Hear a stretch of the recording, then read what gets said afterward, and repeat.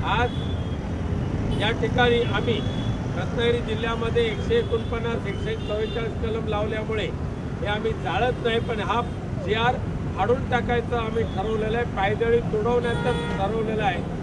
मुळावर येणाऱ्या शिंदे सरकारचा, कोकणच्या मुळावर येणाऱ्या शिंदे सरकारचा निषेध असो।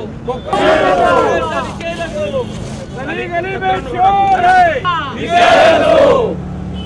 गली गली में शोर है, शिंदे सरकार चोर है। गली गली में शोर है, शिंदे सरकार चोर। दुर्दैवाने या महाराष्ट्र सरकारने 4 मार्च 2024 रोजी एक GR काढला आणि त्या GRच्या माध्यमातून कोकणातला पालघर, रायगड, रत्नागिरी आणि सिंधुदुर्ग या 4 जिल्ह्यातले 1635 गावं आणि जवळजवळ 6,42,000 हेक्टर एवढी जमीन या आता सिडको प्राधिकरणाच्या अखत्यारीमध्ये त्यांच्याकडे देण्याचं ठरवलेलं आहे।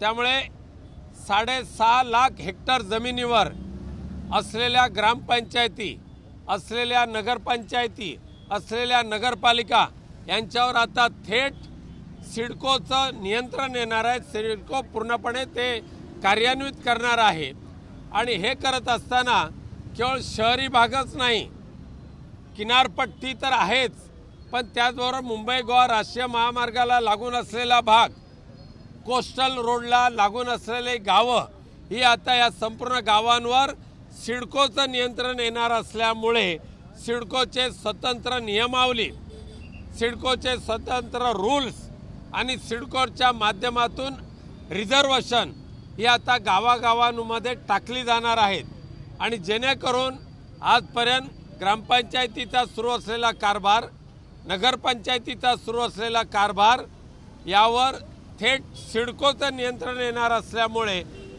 ग्रामपंचायतीचं अस्तित्व संपेल, नगरपंचायतीचं अस्तित्व संपेल आणि सिडकोच्या नियमावली करत असताना सिडकोचा 40(1) हा जो अधिकार आहे तो आता गावामध्ये लागू होईल आणि त्यामुळे स्थानिक स्वराज्य संस्थांवर अतिक्रमण होणार आहे आणि म्हणून या सिडकोच्या प्राधिकरणाच्या अधिकाराला आम्ही सर्वांनी विरोध केलेला आहे।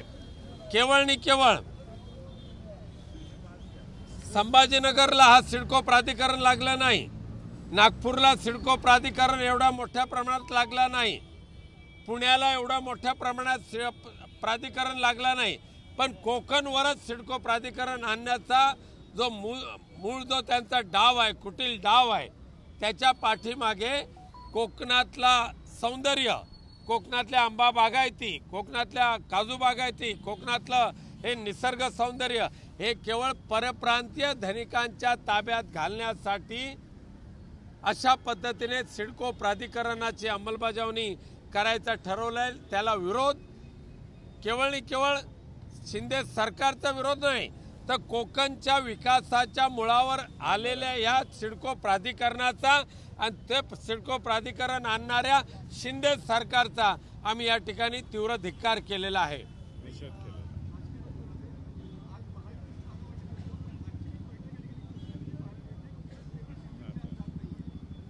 ठीक आहे, महायुतीच्या ज्या काय जागा वाटप असेल त्यांचं त्यांना करून दे, पण करत असताना एकमेकाचे गळे चिरू नका एवढंच मला सांगायचं आहे।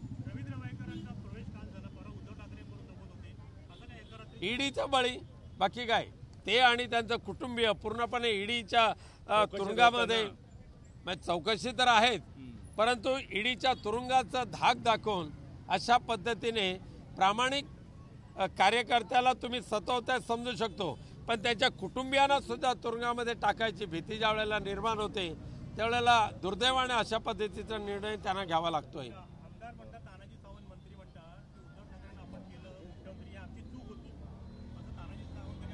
ह्या गद्दार आणि बेईमान आणि इतर पक्षांची चाटेगिरी करणाऱ्या तानाजी सावंतला उद्धवजींवर बोलायचा अधिकार नाही आहे।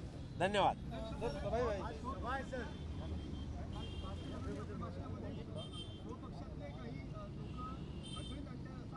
भास्कर शेठ आमचे आदरणीय नेते आहेत, त्यांना बोलण्याचा अधिकार आहे, कान पिळवटण्याचा अधिकार आहे आणि आमचा त्यांचं स्थान आम्हाला एक मोठा आमच्या मनामध्ये, हृदयामध्ये आणि पक्षामध्ये सुद्धा. अजिबात होणार नाही. माननीय पक्षप्रमुख उद्धवजी ठाकरे साहेब सुद्धा त्यांच्याशी बोलतील योग्य वेळेला आणि पुढचा मार्ग आम्ही काढू. त्याची चिंता तुम्ही करू नका. भास्करराव मोठ्या मनाचे आहेत, एवढं मात्र खरं. एबीपी माझा, उघडा डोळे बघा नीट.